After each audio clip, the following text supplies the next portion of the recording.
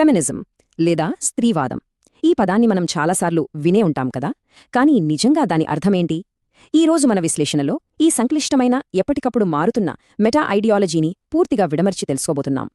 18వ శతాబ్దపు ఆలోచనాపరుల దగ్గర్నుండి ఇవాటి స్మార్ట్ఫోన్ యుగంలోని డిజిటల్ యాక్టివిజం వరకు దీని ప్రయాణం ఎలా సాగిందో ఓసారి చూద్దాం.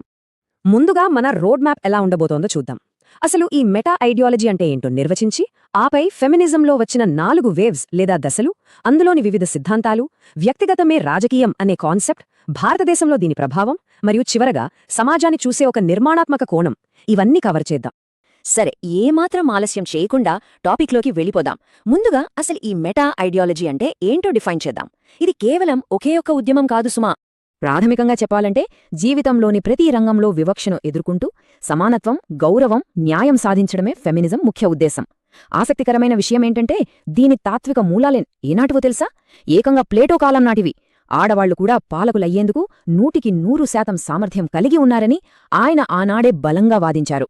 ఇక్కడ మనం గమనించాల్సిన అతి ముఖ్యమైన పదం మెటా ఐడియాలజీ. అసలు దీని అర్థమేంటంటే ఒకే ఉమ్మడి లక్ష్యం ఉన్నప్పటికీ దాన్ని చేరుకోవడానికి అనేక భిన్నమైన, ఒక్కోసారి ఒకదానికొకటి పూర్తి వ్యతిరేకమైన ఆలోచనా విధానాలు ఇందులో ఉంటాయి. ఇదొక పెద్ద గుడుగులాంటిదన్నమాట. దీని కింద ఎన్నో సిద్ధాంతాలుంటాయి. ఇప్పుడు ఈ ఐడియాలజీ కాలక్రమేణా ఎలా మారిందో ఆ చారిత్రక పరిణామం చూద్దాం. ఫెమినిజంలో ప్రధానంగా 4 వేవ్స్ అంటే 4 దశలు ఉన్నాయని చెబుతారు. ఈ ప్రయాణం చాలా అద్భుతంగా ఉంటుంది. 19వ శతాబ్దంలో ప్రాథమిక రాజకీయ హక్కుల కోసం మొదలైన మొదటి దశ నుండి ఇవాల్టి మీటూ లాంటి ఉద్యమాలను నడిపిస్తున్న 4వ దశ వరకు కాలానుగుణంగా ఇది ఎలా రూపాంతరం చెందిందో మనం స్పష్టంగా చూడొచ్చు. అసలు ఈ మొదటి దశలో ఏం జరిగిందంటే, మేరీ వోల్స్టోన్క్రాఫ్ట్, జాన్ స్టూవర్ట్ మిల్ లాంటి వాళ్లు దీనికి గట్టి పునాదులు వేశారు. ఆస్తి హక్కులు, చట్టపరమైన సమానత్వం, మరీ ముఖ్యంగా ఓటు హక్కు కోసం వీళ్లు పోరాడారు. మీకు తెలుసా, దీని ఫలితంగానే 1893లో న్యూజిలాండ్ ప్రపంచంలోనే తొలిసారిగా మహిళలకు ఓటు హక్కు కల్పించి చరిత్ర సృష్టించింది. అప్పట్లో అదొక సంచలనం.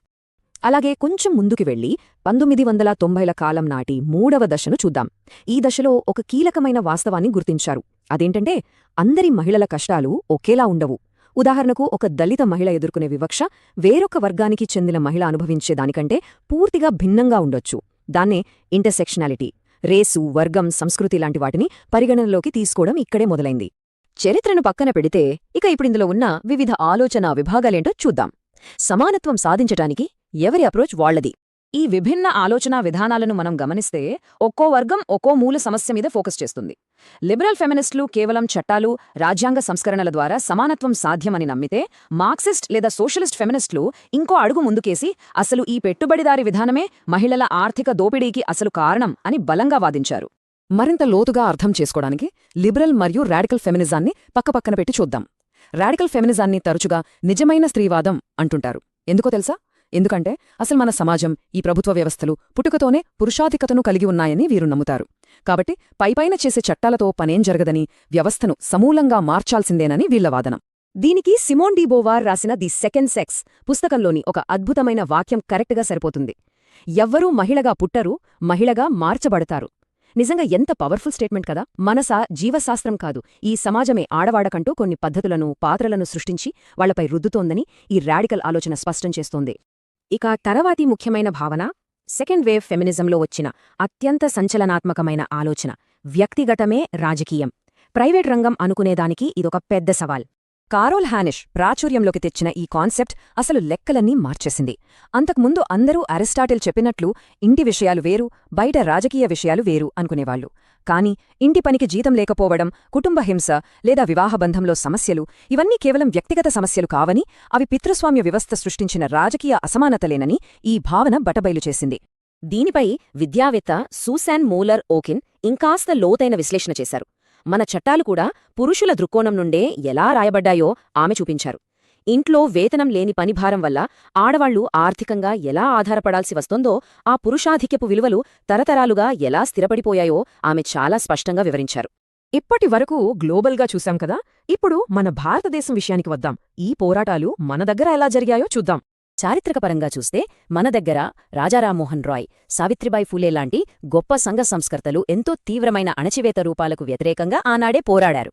వారు వేసిన పునాదులే నేడు మనం వరకట్నం, ఆడభ్రూణ హత్యలు, కార్మిక దోపిడీకి వ్యతిరేకంగా చేస్తున్న సమకాలీన ఉద్యమాలకు ఒక బలమైన స్ఫూర్తినిచ్చాయి.